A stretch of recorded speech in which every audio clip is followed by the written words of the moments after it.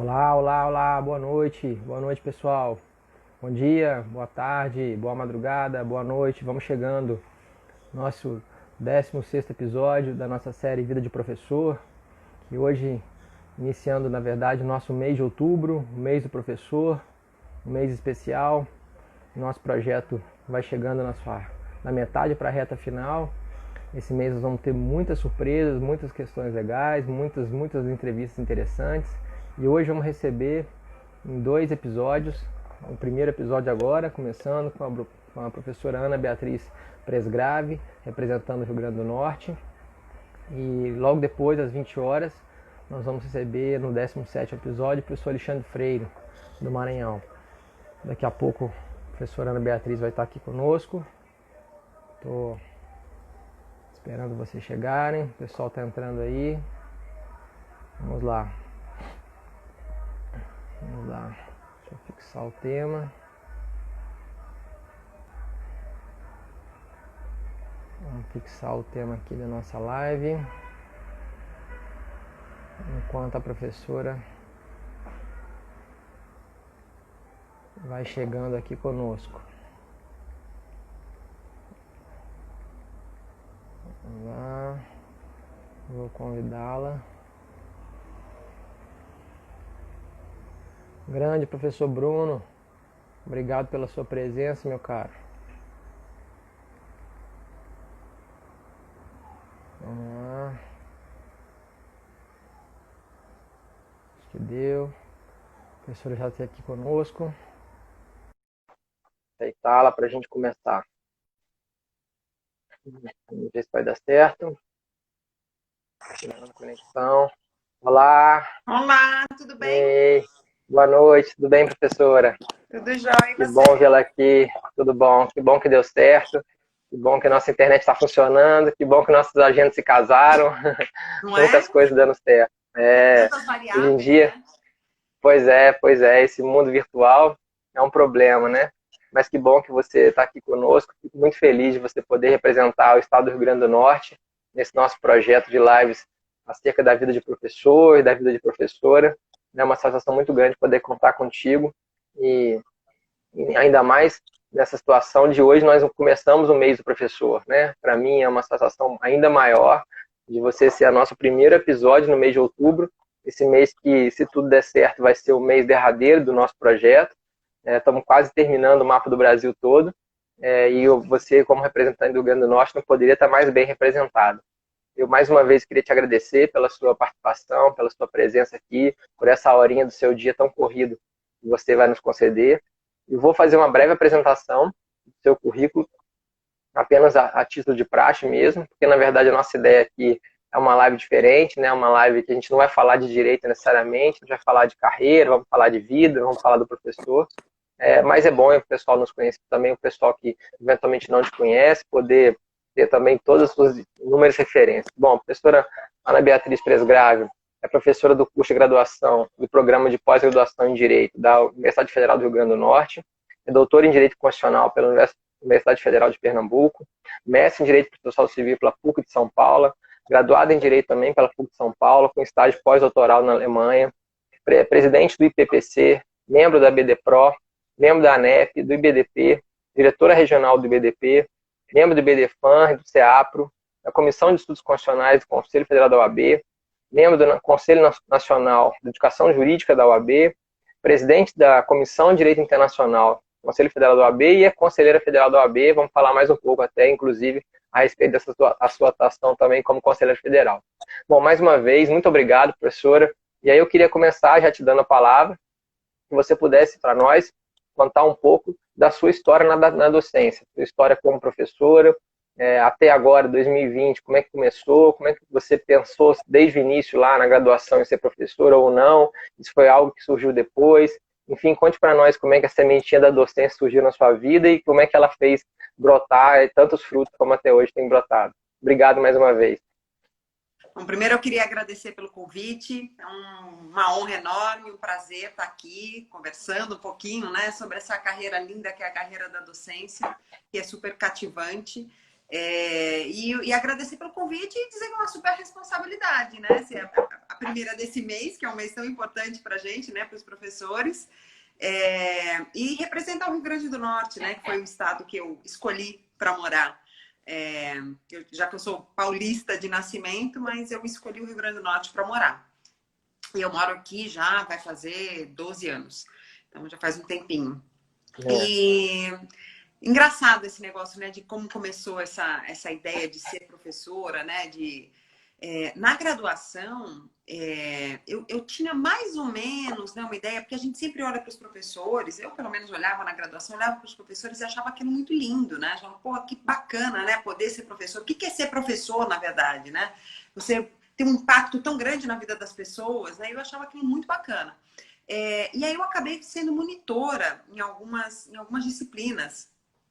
Curiosamente, nenhuma de processo, mas algumas disciplinas muito interessantes de pessoas que na época, né, quem vê vai achar que eu sou muito velha, mas na época não eram pessoas assim tão conhecidas, eram um pouquinho, já estavam no começo, mas não eram esse absurdo que são hoje. Eu fui monitora do José Eduardo Cardoso, que depois virou ministro da Justiça da Dilma, teve cenas ontológicas lá na defesa do impeachment. Então ele acabou ficando muito conhecido depois, né? Mas na época ele era só vereador do município de São Paulo. Ele era procurador do município e vereador do município de São Paulo.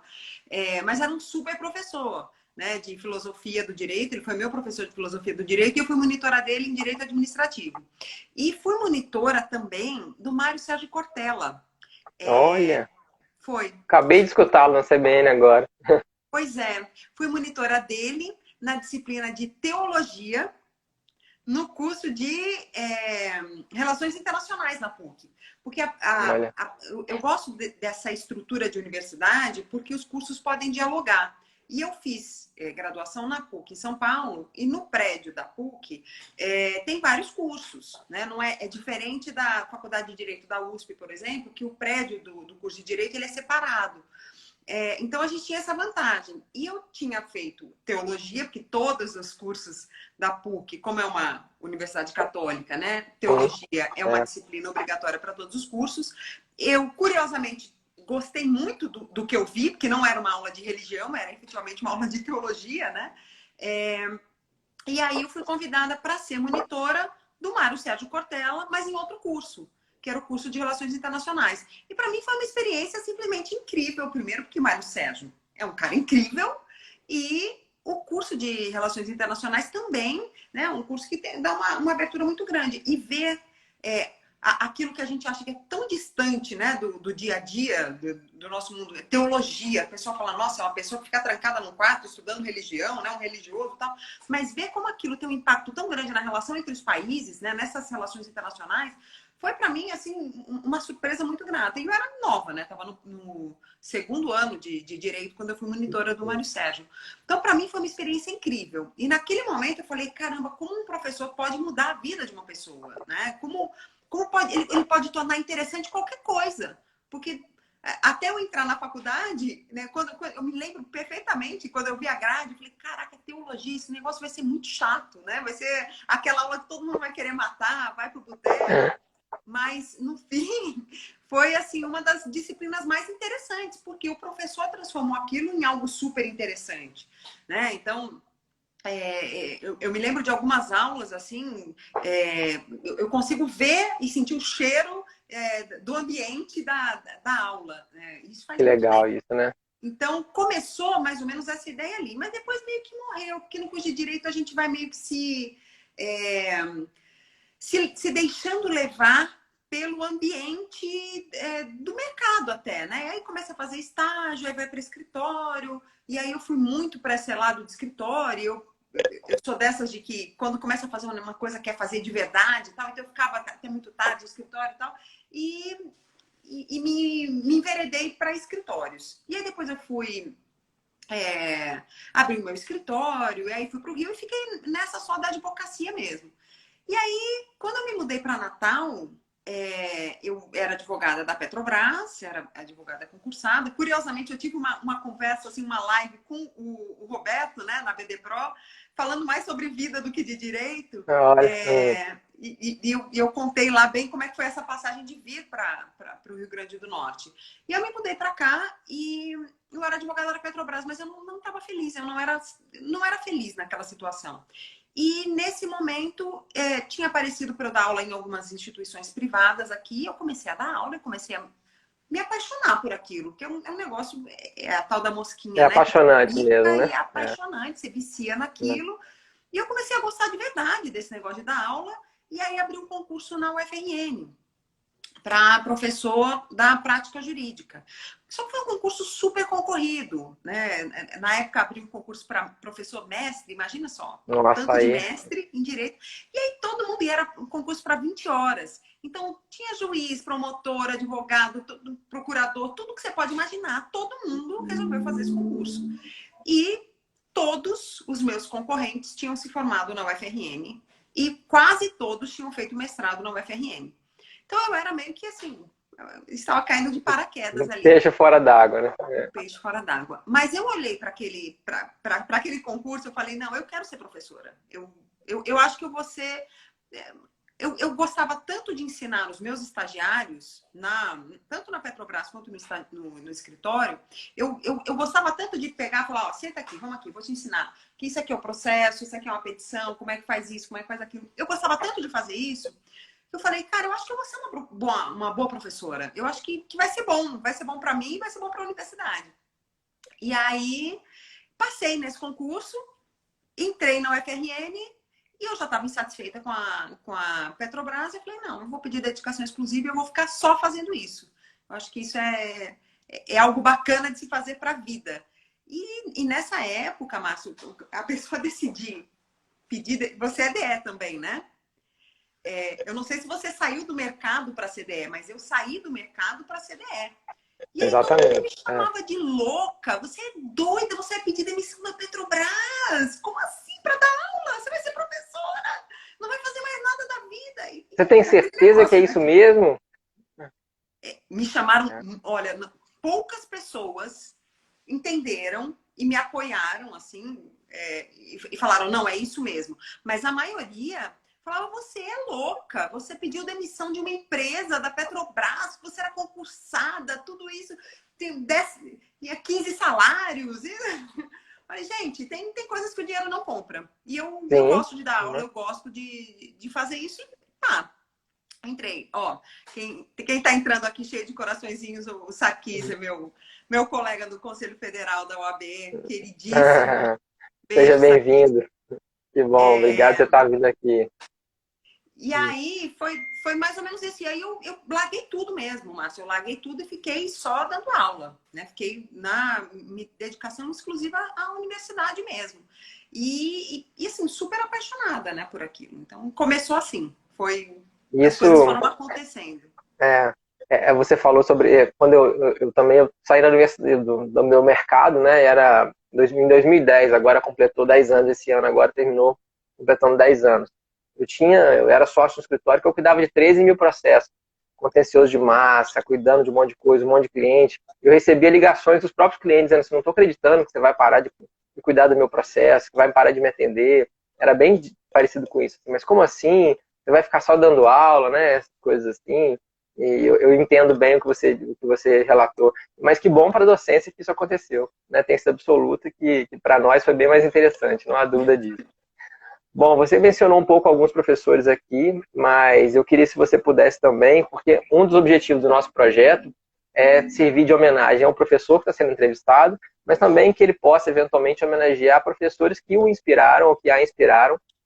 Então, se você pudesse lembrar, citar algum professor que de alguma maneira te influenciou, ainda te influencia, né? Não necessariamente na graduação, no mestrado, doutorado ou pós-doutorado, mas talvez às vezes na infância, alguns entrevistados têm citado professores de infância.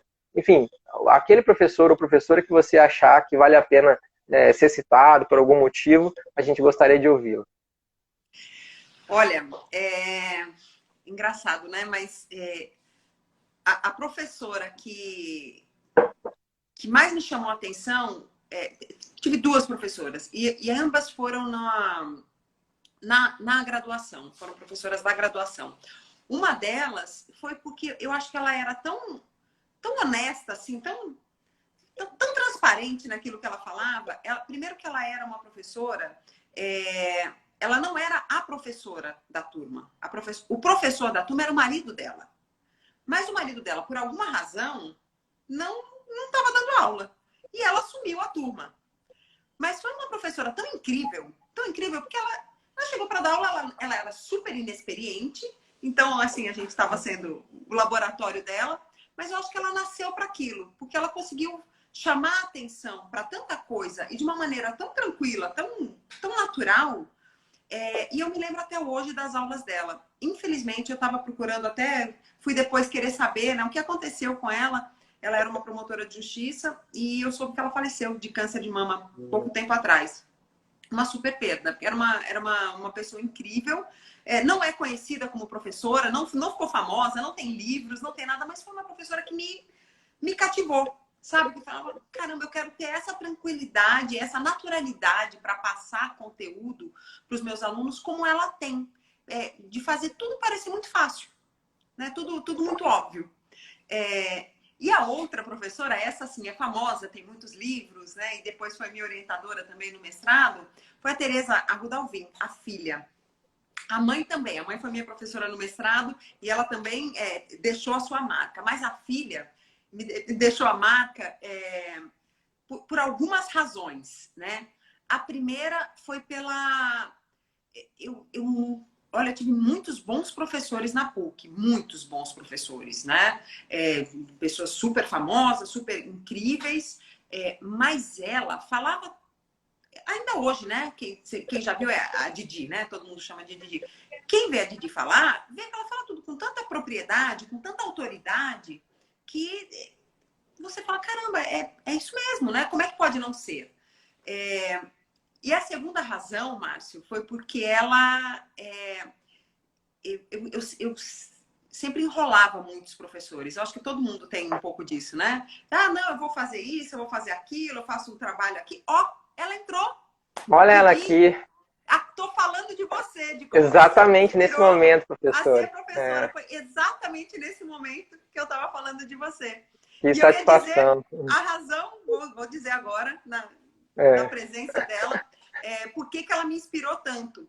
Márcio, processo civil é a minha disciplina, né, minha matéria de estudo até hoje, mas foi a única disciplina que eu fiquei de recuperação na minha vida inteira. Desde a pré-escola até o pós-doutorado. A única disciplina. E foi com a Didi. E eu me lembro até hoje de uma conversa que a gente teve. A gente sentou e ela cumpriu aquele papel de professor que o professor... Eu tento fazer isso com os meus alunos também, que é quase uma mãe. Ela virou e falou... eu sei que você pode, passar, eu sei que você conhece isso daqui, eu sei que você sabe. Mas eu não posso te aprovar se você não tirar a nota certa. Você precisa estudar, você precisa fazer isso, você precisa... Mas sabe quando a pessoa te acolhe? Ela te dá aquela bronca que você merece, né? Ela te dá o puxão de orelha, mas ao mesmo tempo te acolhe. E aquela sensação foi muito, muito boa para mim, né? E olhar aquela pessoa que eu admirava tanto, ter uma postura dessa tão bacana de acolhimento, de perceber, olha, eu sei que isso é importante para você, mas eu não vou facilitar a sua vida, né? Mas foi ótimo. Eu te agradeço até hoje por isso. Foi muito, muito, muito bom. E para mim me fez crescer muito, né? Tanto é que eu até falo para os meus filhos, falo, olha, a única disciplina que eu fiquei em recuperação na minha vida inteira é aquilo com que eu trabalho hoje, com que eu escrevo, meu material de trabalho, né? Foi o que eu fiz mestrado, doutorado, foi processo civil, que foi a única vez na minha vida, na minha história. E certamente fez muita diferença, né? Tanto que você se recorda até hoje, né? E você, quando você estava falando dela, eu tenho o costume de fazer algum tipo de comentário com os professores, e obviamente que eu não imaginei que a professora fosse entrar aqui, né? Eu ia contar uma história, eu acho que ela conhece, mas o meu primeiro artigo, em 2006 ou 2007, eu enviei para ser avaliado, né, na revista de processo, E eu tinha acabado de voltar de Brasília num congresso do qual ela participou, então acho que talvez tenha sido a primeira vez que eu tinha assistido a palestra dela. Então eu estava com aquelas palavras dela muito frescas na minha cabeça. E aí o telefone da minha mesa toca, era um escritório que tinha muitos ramais, enfim, diretamente na minha mesa. E aí na hora que eu atendo era exatamente a professora Tereza me ligando. E eu fiquei assim paralisado. Eu só acreditei que era ela porque realmente eu tinha acabado de escutá-la falando na palestra. E ela me parabenizando que o artigo tinha sido muito bom, mas que eu quisesse fazer algumas alterações para ver se saía logo naquela edição que estava para vir da revista de processo, porque ela queria que o volume tivesse aquele artigo. E aí, nossa, aquilo para mim foi assim, mais que um incentivo, foi uma honra, algo inesquecível. Tanto que eu até hoje eu conto isso para meus alunos, eles não acreditam. A revista de processo está aqui atrás de mim, aqui são as que têm textos meus, e eu falo isso sempre para a professora Tereza. Hoje mesmo ela me mandou um e-mail, infelizmente não tive tempo de responder. E para mim é uma imensa satisfação poder ter ela aqui conosco, né? E ainda mais essa coincidência. Nem se a gente tivesse combinado, né? Iria dar tão certo. Não né? tinha dado certo, né? Na hora que eu estava falando dela, ela entrou. Foi realmente. Que bom, que bom. Bom, que bom. Obrigado, professora Tereza, por estar aqui conosco também. Bom, Bia, a gente como professor, né? Você como professora, sabe que a vida de professor é repleta de momentos marcantes. Ah lá, ela se lembra. Que não é à toa, né? Que ela é tão assim especial. Bom, obrigado. Bom, a gente então na vida de professor e professora a gente tem muitos momentos marcantes, né? Momentos positivos que certamente fazem com que a gente continue. Eu vou respondê-lo, pode deixar. Obrigado. Muito querida. É um outro trabalho grande que eu estou fazendo agora no pós-doc e a professora Tereza a Rep vai publicá-lo e muito me honra também, é uma situação muito grande, a gente está vendo exatamente quando isso vai acontecer, muito legal. Estou vendo aqui Paulo também entrando, obrigado Paulo também, grandes colegas professores aqui conosco, Vinícius também já esteve aqui, Vinícius vai representar o estado do Tocantins, o nosso projeto está aqui também, muita gente legal, obrigado mesmo, fico muito feliz. Bom, mas então, como eu dizia, a gente tem momentos muito interessantes, né? O professor tem momentos marcantes a cada dia, a cada semestre, e eu sei, certeza absoluta que você poderia ficar aqui horas e horas contando, né, vários deles. Mas eu queria, se você pudesse, mostrasse para nós, contasse para nós algum momento marcante positivamente, algo que você chegou em casa, a professora Fernanda aqui também, obrigado, Fernanda, que você chegou em casa naquele dia depois da aula e disse, olha, que alegria, eu realmente fiz a escolha certa de ser professora. Mas também, eventualmente, algum momento negativo, alguma coisa difícil pela qual você passou e que, eventualmente, serviu como aprendizado, porque uma das ideias desse projeto é incentivar novos profissionais. Eu sempre tenho a preocupação para os meus alunos, para as pessoas que me assistem. Hoje mesmo dei aulas na pós-graduação da UERJ, eu sempre falo isso. Eu acho que a gente tem que ser verdadeiro com o aluno, ser leal com o aluno e ser leal com quem está nos assistindo. Então não adianta nada a gente ficar também só falando coisas boas, e aí o aluno eventualmente vira professor, ele fala, nossa, mas o Márcio me enganou, né? Não é tanto assim. Então se você pudesse citar momentos bons e momentos ruins, num contraponto, isso seria legal para nós. Tá. Bom, momentos bons. Tive muitos. Ainda tenho. Essa semana mesmo eu estava tão infeliz com esse negócio de dar aula online. Falei, gente, é um saco, esse negócio é muito ruim, é muito chato. Aí, de repente, foi uma aula tão bacana, que fluiu tão bem, com a participação tão grande dos alunos, que a aula era para terminar 10h30, 11h10, eu ainda estava dando aula. Caramba, foi assim, o negócio fluiu, foi muito bacana. Mas, assim, momentos bons, tive muitos mesmo. De receber um agradecimento, não só na parte de ensino, mas eu acho que o professor ele tem uma função até maior, né, do que passar um conhecimento técnico. O professor ele tem uma função de ensinar a pessoa a desenvolver um raciocínio jurídico. E eu não sei, eu sou tão apaixonada pela docência, Márcio. Para mim, o professor ele tem o poder de mudar o mundo. Né? Porque a gente dificilmente muda as pessoas que já estão ganhando dinheiro. Você dificilmente muda. Tanto é que você viu, a sua decisão de largar, né, de sair do mercado e ir para a docência, a gente renuncia a valores, né, financeiros, monetários. Eu também fiz essa renúncia e eu sei o quanto é difícil. O quanto é difícil fazer.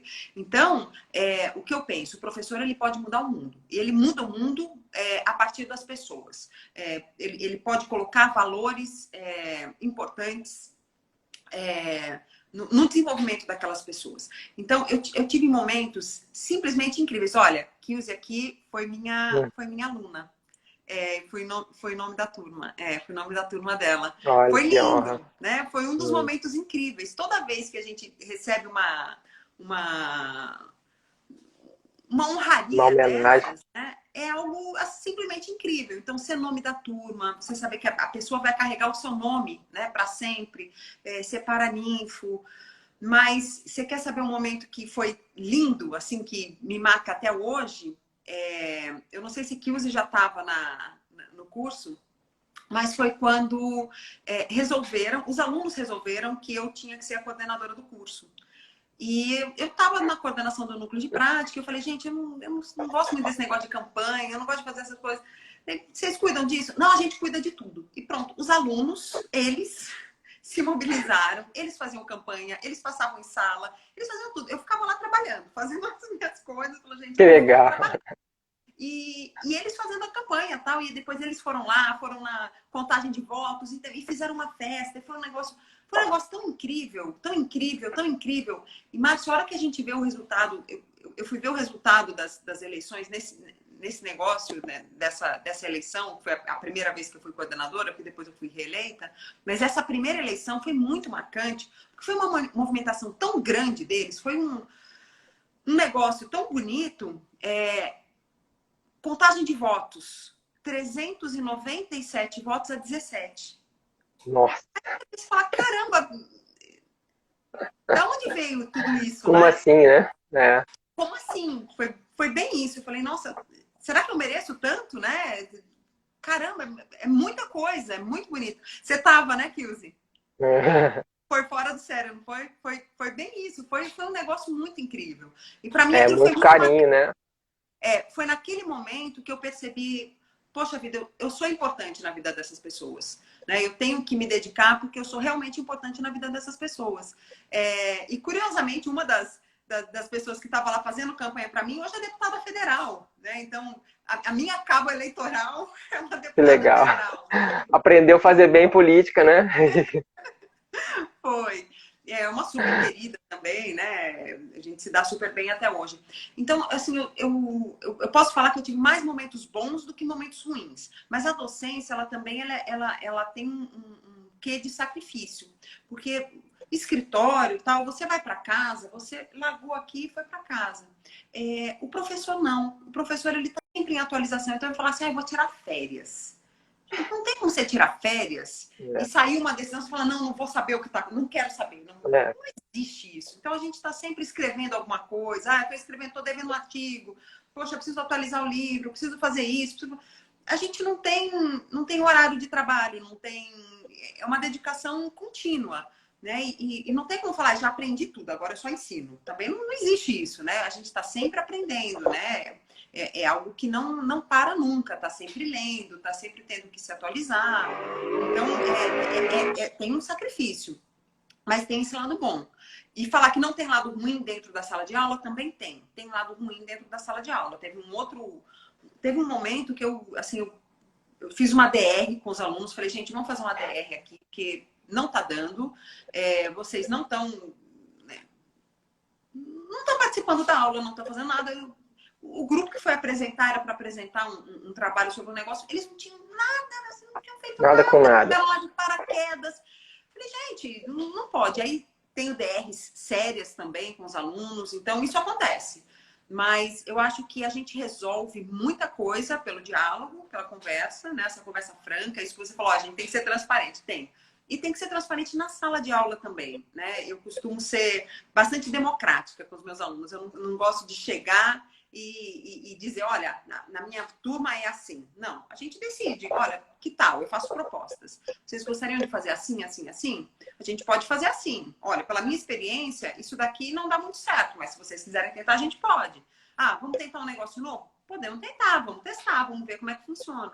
Então, a gente dialoga muito. Eu gosto muito disso, de decidir coletivamente as coisas que vão acontecer na sala de aula.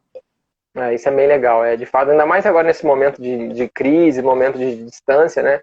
Eu comecei a dar aulas aqui semana passada, a gente foi uma das últimas universidades a voltar, né? Então, tem 2 semanas de aula, né? Nós estamos aqui num período de acolhimento, que a UFJF até dá me ouve. E eu disse aos alunos, falei, olha, gente, eu estou propondo isso aqui, mas eu sinceramente não sei se vai dar certo, porque é novidade para todo mundo, e também eu não sei se vocês vão gostar, se vai adequar, né, essa realidade de cada um, a gente não sabe como é que está o lado de lá, não sabe se o aluno tem um bom lugar para estudar, para assistir às aulas, né. Eu mesmo ontem fiquei mais de 40 minutos tentando postar o vídeo da aula, assim, um caos, o sistema não funcionava, enfim. Então é muito difícil realmente. E essa ideia de permitir a participação é boa, é boa. Eu até estava brincando com os meninos que depois que eu voltei do pós-doc com o Fred, eu acabei assistindo aos aulas com ele, né? E ele vai até ser o nosso representante da Bahia aqui, a minha alegria. E eu disse a ele, eu falei, olha, muitas coisas da sua aula eu vou pegar aqui. Uma delas é essa, de deixar os alunos decidirem algumas coisas, porque às vezes você quer impor muito, achando que isso vai funcionar, e eles, né, às vezes acham que não, tem outras propostas mais inovadoras que a gente também não está acostumado, né? Então é bem legal isso, é bem legal. Uma boa dica também que você está dando para os novos futuros profissionais. Bom, já que você falou um pouco de sala de aula, eu queria saber agora, nessa nossa pergunta, a respeito disso. Dentro de sala de aula mesmo, dia a dia ali, claro que eu estou perguntando mais em relação à aula presencial, né? No nosso tempo que a gente podia aglomerar, enfim, que eu espero que volte logo. Mas como é que funciona a sua aula? Se você tem um método específico de aula e de avaliação também? Não sei se aí na Federal do Rio Grande do Norte vocês têm uma regra obrigatória ou se o professor pode escolher como quiser, enfim. Fala um pouco para nós sobre essas duas situações. Bom, aqui o professor tem bastante autonomia. Tem algumas regras, por exemplo, que uma das avaliações tem que ser individual e escrita, mas o resto é dentro da autonomia do professor. Então, o que eu tenho feito e que eu tenho visto que tem funcionado bastante, eu tenho utilizado muitas metodologias ativas. E um dos métodos que eu tenho gostado bastante, claro que eu tenho que fazer algumas adaptações, porque o método ele foi criado para ser um curso todo dentro dessa metodologia, que é o Problem Based Learning, que é o PBL. É o ensino baseado em problemas, né? Eu faço algumas adaptações, lógico, mas eu tenho usado isso em sala de aula e isso tem sido muito interessante. Então, eu pego, por exemplo, a minha disciplina de Direito de Família, por exemplo, eu dou aula de família também. Civil, processo civil, constitucional, estamos aí. Você para toda a obra, né? Professor de Universidade Federal, você sabe como é, né? Você está lá. E na minha turma de família, isso tem sido muito interessante, porque eu pego casos, normalmente casos reais, desses casos. Bom, eu não preciso. Eu já até alertei os meus alunos que o caso desse semestre vai ser o caso da Flor de Lis, né? Que é um negócio louco. Dá quase a faculdade inteira, né? Exatamente. E aí, a partir desse problema, a gente vai aprendendo todos os conceitos, né? O que é guarda, o que são alimentos, o que é o casamento, quais são os impedimentos matrimoniais, será que podia ter tido aquela relação, será que aquele casamento poderia ter acontecido de verdade, como é que é a relação com os filhos. Então, a gente vai pegando a partir de um problema e aprendendo. Teve um semestre que foi muito legal, que a gente fez o julgamento da Cinderela. A gente pegou a história da Cinderela e transformou aquilo num problema e eu fui colocando os tópicos que os alunos tinham que pesquisar para resolver o problema da Cinderela. Cinderela queria casar com o príncipe, mas Cinderela tinha 15 anos e precisava na época aquela possibilidade, né, do casamento antes dos 15 anos, mas vamos dizer que tinha 16 anos, precisava da autorização dos pais. O pai morreu e a madrasta não queria dar autorização para Cinderela. Então, como resolver esse problema? E aí, qual é a relação que a madrasta tem com a Cinderela? Qual é o tipo de ação que ela vai propor? Se ela pode ir para a Defensoria Pública sozinha? Se ela precisa de... Enfim, a gente vai buscando a exploração de trabalho infantil da Cinderela e buscando todas as... maus tratos. Isso, a gente pegava todos os institutos, e fui colocando, o problema é enorme, né? Porque a gente vai...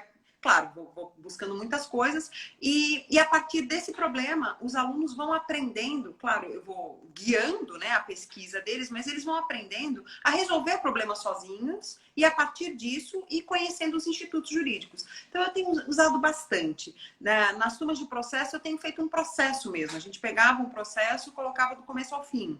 Na turma de recursos, pego um recurso e passo o recurso para a turma fazer, divido a sala em grupos, pego o mesmo recurso para todo mundo fazer, e aí depois vai passando para os grupos para eles responderem, fazer a contraminuta do recurso. Concentrações, né? E aí depois eles fazem um debate oral, um falando sobre o recurso do outro, né? Para dizer, olha, eu acho que aqui dá para melhorar isso, melhorar aquilo.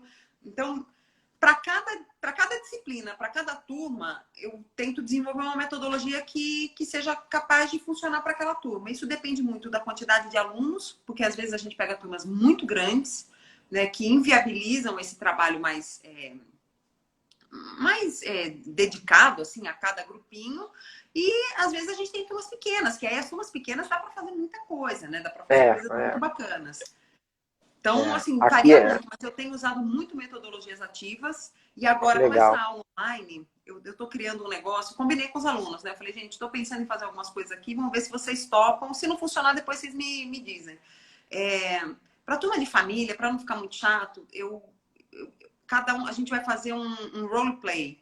Então, cada um vai assumir uma personalidade ali. Então, um vai ser o pai, outro vai ser a mãe, outro vai ser a amante, outro vai ser o filho, outro vai ser o filho do primeiro casamento. Cada um vai Aí a turma grande não tem problema, porque no caso lá o que não falta é personagem. Então, a turma pode ser grande. Meu amigo, acho que vai o curso todo ali, né?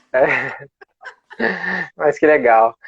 Você falou da Cinderela, eu tenho um filho de 5 anos e uma menina de 2. E eles adoram livros, né? Gostam de histórias, enfim. E aí sempre a gente acaba, né, não tem jeito, fazendo uma análise jurídica das histórias, né? Tem histórias que eu falo, meu Deus, esses dias a gente estava contando Peter Pan, e aí ele chega na Terra do Nunca, e aí o índio sequestra as crianças para poder conseguir que... Falei, gente, como assim? Como que eu vou explicar isso para uma criança? Não, aí eu tento mudar um pouco a história, né? Não, levou para conversar. E falei, gente, mas que coisa surreal, né? Como é que a gente não consegue desapegar nunca? É o que você falou, o professor nunca descansa, né? Ele está sempre pensando em alguma forma de tentar fazer com que as coisas funcionem, né? É muito legal. Bom, você está falando, a gente está falando de professor, né? De sala de aula, enfim, mas uma outra tarefa que o professor tem, que a gente até já mencionou, né? É escrever, produzir, né? Tem trabalhos muito importantes. Aquele seu livro de Direito Intertemporal é sensacional. Já assisti, a gente já conversou sobre isso, né? Falei das suas exposições sobre o tema, que eu acho sempre brilhantes. E uma das dificuldades que o aluno tem, ou que o novo profissional tem, é como escrever, né? Sempre você deve receber essa mesma pergunta. Professora, eu preciso de ajuda, não consigo escrever meu trabalho de final de curso, meu artigo. E a respeito disso, tem alguma dica que você pode dar para esses alunos ou para os novos profissionais que precisam escrever, que precisam produzir, porque assim que eles fazem as ideias, né, fluírem, saírem dos estritos muros das faculdades, enfim. E a outra coisa importante a respeito disso é se você tem algum método específico de escrita, um horário próprio, alguma coisa que você possa falar a respeito disso. Bom, eu costumo ter muitos orientandos na universidade. E aí, uma dica que eu sempre passo para eles é para pensar no trabalho. Primeiro, quando a gente vai escrever um texto jurídico, um texto científico, a gente precisa entender que a ciência é diferente do trabalho, né? Então, a gente precisa aprender a distinguir o que é redigir uma peça e o que é redigir um artigo científico, o que é redigir um trabalho científico. Quando a gente redige peças judiciais, a gente é parcial. A gente tem um lado e a gente vai só defender aquele lado. Quando a gente está no trabalho científico, a gente já tem que ter uma visão ampla das coisas. A gente não pode ver só um lado do problema. Então, uma primeira dica que eu sempre digo para os meus alunos, na primeira reunião de TCC, você está preparado para concluir aquilo que você não quer? Porque quando a gente se dispõe a escrever alguma coisa, a gente tem que estar preparado para concluir aquilo que a gente não quer. Senão não é pesquisa, né? Senão não é pesquisa, né? Então, primeiro tem que ser isso. Então, você tem que entrar de peito aberto. Professora, tenho muita dificuldade para escrever, eu não consigo. Então, a gente tem que começar de algum lugar. E eu sempre peço para eles sempre ficam muito preocupados. Porque tem a disciplina de metodologia, eu tenho que apresentar um pré-projeto, isso e aquilo. Então, olha, calma. começa com o sumário. O sumário vai ser o esqueleto do seu trabalho, então começa com o sumário, para a gente ver se tem começo, meio e fim, se tem um encadeamento lógico das ideias. Depois ele vai mudar. Inevitavelmente, o sumário acaba mudando, porque quando a gente vai pesquisando, a gente vai vendo que esse caminho talvez não fosse o mais adequado, tal. Mas é importante a gente ter um ponto de partida. E com relação à escrita em si, o meu método ele é um pouco diferente, ele é um pouco caótico, porque tem dias que eu acordo super inspirada. Nossa, hoje tá ótimo para escrever. Então, nesse dia, o que eu faço? Eu só escrevo. Tudo que vem na cabeça, vai escrevendo. Vou colocando todas as ideias. Ah, mas não tem que fazer referência, não tem que citar? Tá, mas hoje eu estou inspirada para escrever. Então, o que eu recomendo para as pessoas? No dia que você está inspirado, que você tem ideias boas, escreve. Escreve qualquer coisa, vai escrevendo. Depois você organiza essas ideias. Né? Não ache que você vai escrever o seu texto já na versão final da primeira vez. Então, eu vou escrevendo textos brutos e vai indo. Vamos escrevendo. Vai colocando tudo que está ali. Depois disso, acabou de entrar a Fernanda Tartucci, eu estava com uma reunião com ela, agora mesmo, sobre um livro que a gente está escrevendo. Então, a pergunta agora é sobre como a técnica de escrita, né? De escrita. Eu estava justamente falando com ela sobre isso. A minha forma é essa. Então, eu vou fazendo os textos brutos e vou colocando informação, tudo que eu acho importante, vou colocando ali. Tem dia que eu tenho zero inspiração para escrever, não tenho ideias. Então, é o dia que eu vou fazer as referências, né? Eu pego as ideias que os outros já escreveram. E aí vou buscando as referências. E aí vou, às vezes até num arquivo separado, vou colocando as referências. E aí, num dia, eu estou inspirada para lapidar. E aí eu junto juntar tudo. Então, eu acho que assim, é não perder tempo achando que ficar esperando, nossa, eu quero esperar a inspiração chegar, a inspiração não chega. Tá, não chegou a inspiração? Joia, então vai pegando o livro e vai colocando as suas referências, vai fazendo a bibliografia, vai fazendo nota de rodapé, faz alguma coisa que não dependa da sua inspiração, porque a inspiração você não consegue. Não é assim, né? Hoje estarei inspirado, amanhã estarei inspirado. Não. Não é um botão que liga e funciona, né? Escreve. E às vezes, eu sou muito noturna. Às vezes a minha inspiração, aquela ideia bacana, ela vem no meio da noite. A hora que eu deito para dormir, nossa, que ideia boa. Então, uma dica legal também é ou você ter sempre o seu laptop, né? Ou um telefone que você possa escrever. Ou então um caderninho mesmo. Eu gosto de escrever. Eu tenho esse negócio não sei se é muito da minha geração, mas eu tenho muito esse negócio de escrever. Aqui meus rascunhos aqui, ó. Estão do meu lado aqui, ó. Tô cheia dessas coisas também. Eu fico escrevendo, boto caderninho. Então, tem um caderninho para você ir anotando essas ideias que vão aparecendo. Para não perder. Porque não tem coisa pior do que você falar, nossa, eu tive uma ideia tão boa, mas eu não consigo lembrar. Não lembro mais. Então, aproveitar todas as ideias. Não joga nada fora. Né? Escrever um pouquinho, guarda, vai que você usa depois, né? Vai guardando. E aí chega um momento que você lapida o texto. E aí você publica. E outra coisa, é aprender a abandonar. Eu sou super perfeccionista, então eu tenho muita dificuldade com as coisas, porque eu tenho dificuldade de entregar enquanto não está do jeito que eu quero. Não está perfeito ainda, não quero entregar. Eu estou aprendendo a lidar com isso e a abandonar, né? Trabalho científico a gente abandona, a gente não termina. Porque, inevitavelmente, depois você vai repensar e vai falar, nossa, isso daqui podia ser assim, posso repensar isso e aquilo.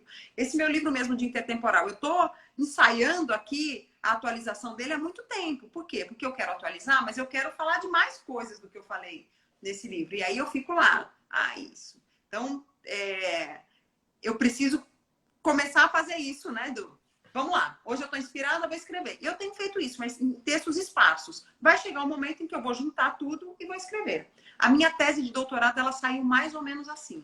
Eu ia escrevendo as coisas, escrevendo, e aí deu um mês que eu fiquei sem as crianças, eles foram passar férias na casa da avó. Falei, nossa, esse meu mês, eu fiquei só com o alegria. Com o Pedrinho, que passava o dia na creche, na época. Então, gente, que maravilha, tem o dia inteiro só para mim. Você nem acreditava, né? Não acreditava. Aí eu juntei tudo e organizei, né? Para ficar coerente, né? O texto. Então é isso. Alguma inconsistência de sinal, não sei. Não, aqui para mim tá normal, Matheus. não tem percebido isso não. Não sei se alguém também viu, mas para a gente está normal aqui. Bom, que bom. São ótimas dicas, certamente para as pessoas estão tomando nota, né? E eu, no final do projeto, a minha ideia é compilar essas lives e também tentar fazer essas dicas É ótimo. virar um texto e certamente as suas dicas vão estar lá. São muito próximas das que eu faço. Eu também tenho muito assim, também tinha muita dificuldade de decotar, né? Você fala, nossa, isso aqui ficou tão bom, mas depois você olha e fala, tá bom, mas não serve para cá. E eu sempre tenho um arquivo que eu gosto assim de deixar coisas que eu já escrevi que algum dia eu vou usar. Às vezes nunca uso, mas pelo menos eu não fico aquela coisa de parece que eu joguei fora, sabe? Eu guardei ali. E aí, na verdade joguei, né? Mas enfim, na minha cabeça, como se tivesse guardado.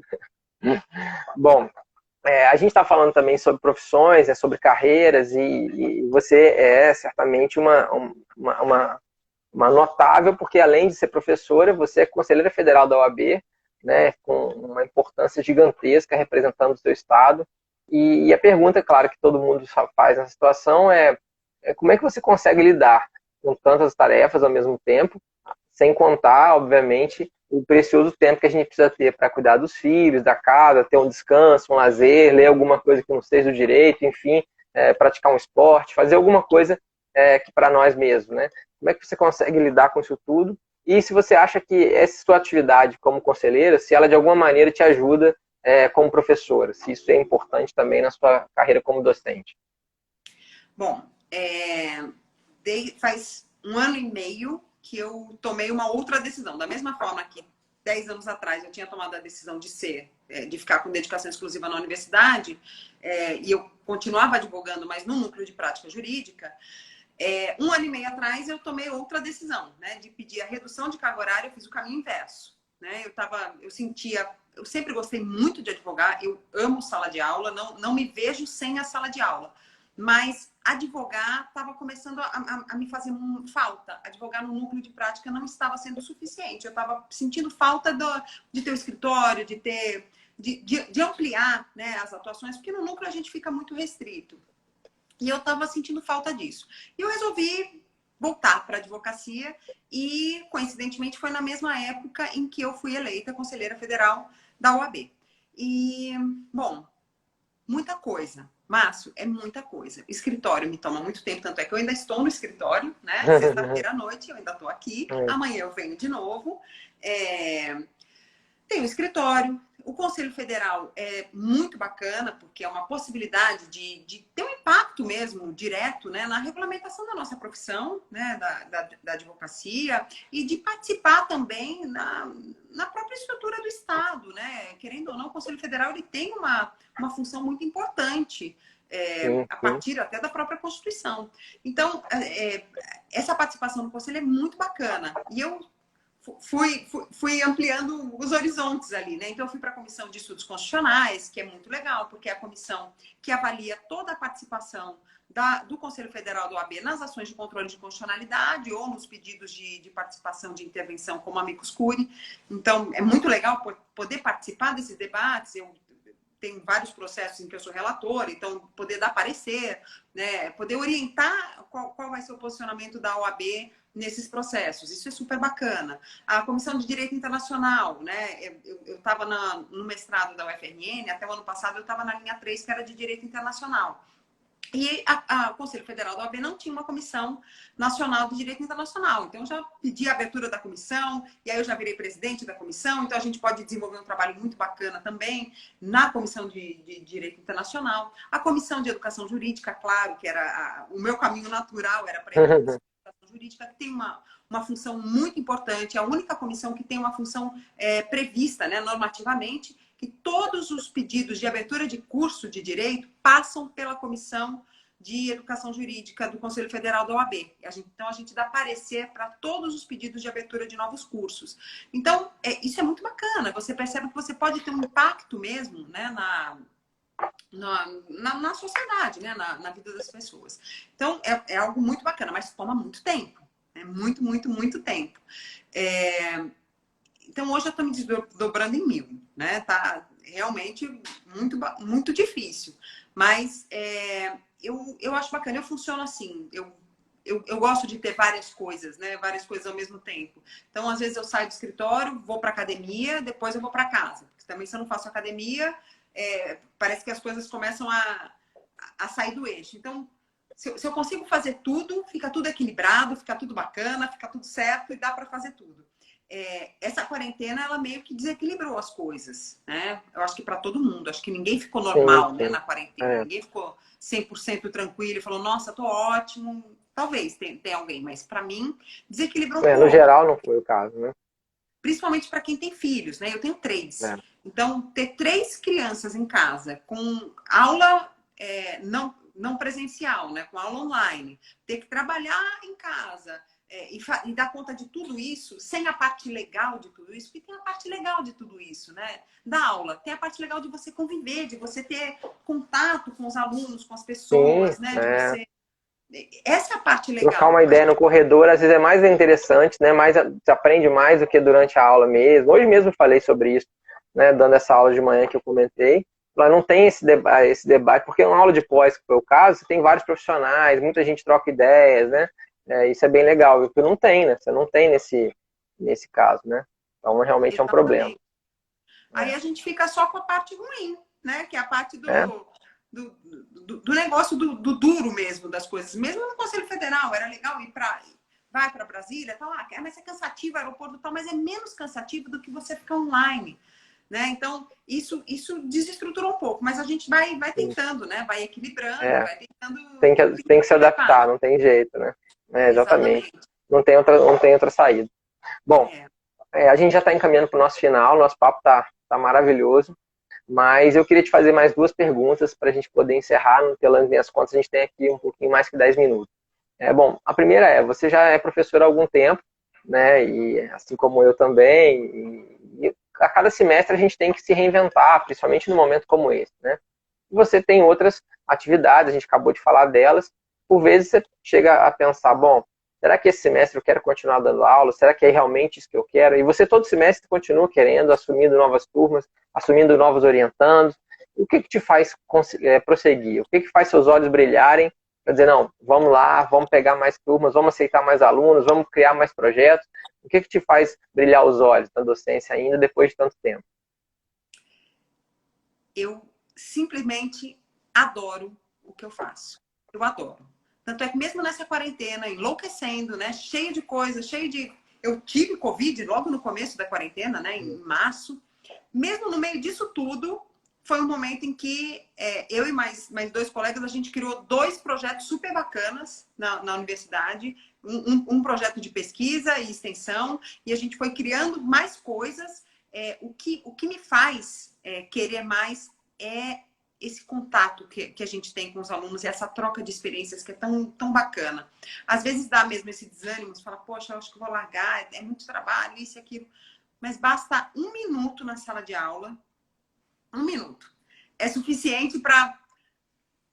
Mudar Não tudo, né? tem menor condição Não. de eu largar isso aqui. É. Aqui é o meu lugar, né? Eu nasci para isso daqui, eu tenho que estar aqui, não vou largar nunca isso daqui.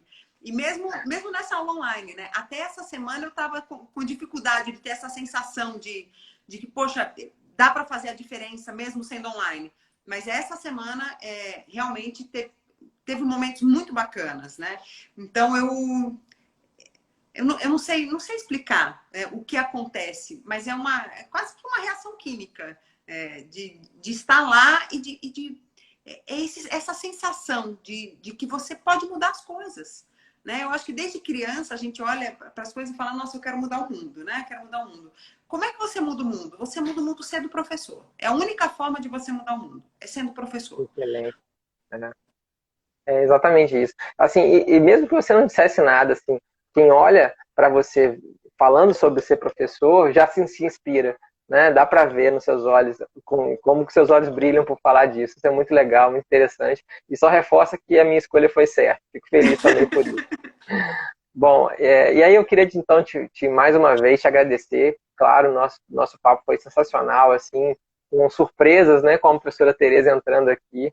E aí, para a gente poder encerrar, eu queria te pedir que você deixasse uma mensagem, se possível, para 2 grupos de pessoas. Para pessoas que estão nos assistindo, que vão vir a nos assistir, que pensam em ser professor, talvez estão lá na faculdade, ou ainda nem entraram, enfim, mas que têm essa ideia de ser professor, e para outras pessoas que já são professores, mas que eventualmente estão desanimados, que talvez estejam um pouco desgostosos com a carreira, mas que já são, então, professores. Se você pudesse deixar uma mensagem final para esse pessoal nesse finalzinho, pelas minhas contas a gente tem 5 minutos, então acho que dá tempo ainda para a gente fazer isso. Não, dá sim, com certeza. E ó, acabou de entrar aqui mais um ex-aluno, o Robinho, que virou Seja professor, né? bem-vindo. Agora é professor Ah, de olha que professor legal. também. Aí. Já fui até dar uma aula na turma dele, foi super bacana. Tô vendo vários alunos aqui entrando, isso foi muito legal. Que bom, que bom. Mensagens. Uma das mensagens é uma que eu dou para os meus alunos sempre. Você tem que ser feliz com o que você faz. Você tem que ser feliz. Então, essa pergunta que você me fez, como é que você dá conta de tudo isso? Eu dou conta porque eu gosto. Se eu não gostasse de alguma dessas coisas, eu certamente não daria conta. Mas quando você gosta de alguma coisa, você faz com prazer, você dá conta. Não é impossível. Eu não estou falando que não é difícil, né? Eu estou falando que não é impossível. É difícil, mas é possível, né? Dá para fazer. Ser professor tem lados ruins? Tem. Você não vai ser trilhardário, não vai ser rico, não vai ter jatinho, não vai viajar para a Europa de primeira classe, não vai. Fome também você não vai passar. Mas você vai abrir mão de muitas coisas, né? Vai abrir mão de algumas coisas. Isso é um fato. Mas tem coisas que não tem preço. Então, quando eu disse aquela decisão que eu tomei de ser professora com dedicação exclusiva, quando eu pedi demissão da Petrobras, poxa, eu estava ganhando 1/3 do que eu ganhava. Mas eu estava tão mais feliz, né? E tem coisas que não tem preço. Então, não escolha a sua carreira pelo valor do edital. Tem muitos alunos de direito que escolhem a carreira pelo valor do edital do concurso que ele quer prestar. Ou então, pelo valor dos honorários que os advogados ganham. Não é assim que se escolhe carreira. Na verdade, é a carreira que te escolhe. Né? Você deve se dirigir, né? Se direcionar para aquilo que você tem um perfil. Porque senão você tem muito pouca chance de ser feliz com o que você faz. E a gente fica muito tempo no nosso trabalho. Então, a gente não pode se dar o luxo de fazer alguma coisa que a gente não goste. Pensar tanto tempo assim, né? Exatamente. Então, se você quer ser professor, seja professor. Né? Seja professor e seja professor sabendo que você vai ter ônus, mas que você vai ter bônus também. E que tem coisas que não tem preço. Né? Ó, Alexandre Freire já está entrando aqui. Já está aqui. Estou saindo, Alexandre. Não, dá tem um tempinho para a gente conversar. Daqui a pouco, às 8 horas, nós vamos conversar com ele. Já convido o pessoal que está nos assistindo. E agradeço ao Alexandre por estar também aqui conosco. Então, a mensagem é essa, né? Não escolha a sua carreira pelo valor do edital. Não paute as suas prioridades pelas prioridades dos outros. E se você quer ser professor, seja. Mas seja um professor consciente, seja um professor responsável. E não se esqueça de que você já foi aluno também. Né? Então, se coloque no lugar do aluno. Tem gente que quer ser professor achando que, não, agora eu vou mandar, né? Agora eu vou fazer isso, agora eu vou ser... Não, o bom professor é aquele que consegue tocar, né, os seus alunos, é aquele que consegue... Eu nunca, toda vez que eu vou falar de ser professor, não me sai da cabeça a ideia de você tem que mudar o mundo, né? Você vai mudar o mundo. Então, você não muda o mundo à força. Então, seja empático, né, com o seu aluno. E saiba que vai ter coisa ruim também, né? Nem tudo são flores. Mas a gente sempre acha que a grama do vizinho é mais verde, né? Mas não é. Parar de olhar para o quanto o outro ganha, para o quanto o outro trabalha, para o quanto o outro faz, e veja se você está feliz. Essa é a pergunta que você tem que se fazer. Né? Você está feliz com o que você faz? Você gosta daquilo? Os meus alunos de família até brincam muito, porque todo dia eu pergunto, né? Vocês estão felizes? Né? Vocês estão felizes? Porque a gente tem que ser feliz, né? A vida é uma só. Então, se não está feliz, muda, faz outra coisa. Né? Você é professor, você não é feliz dando aula? Larga disso, vai fazer o que você está fazendo aí, né? Exatamente, né? Mas seja feliz, você tem que ser feliz. E sendo feliz, você deixa, né? Você trabalha melhor, você faz o seu trabalho melhor e acaba deixando as pessoas à sua volta também mais felizes, né? Então... Exatamente, irradia, né? Não tem como não deixar, né? É. Mesmo a distância, nós estamos aqui a talvez 2.000 quilômetros de distância, certamente pode ter certeza de que eu estou aqui assistindo as suas palavras, ouvindo as suas palavras, e estou ficando feliz de ouvi-las, né, por estar aqui conosco hoje também com você. Bom, fico muito feliz, professora, foi sensacional, assim, não tenho nem como te agradecer de tamanha alegria de você ter podido participar do nosso projeto. Nós temos aqui 20 segundos, eu queria mais uma vez te agradecer e te deixar com a palavra final. Obrigada, eu que agradeço, foi um prazer e estou às ordens, estou à disposição aí para o que você precisar. Obrigada, obrigada pela honra de me permitir representar aqui o Rio Grande do Norte. Fico muito feliz. Obrigado, obrigado a todo mundo que nos acompanhou. Essa live vai lá para o IGTV e depois para o meu canal do YouTube. Boa noite, pessoal. Obrigado. Até mais. Tchau, tchau.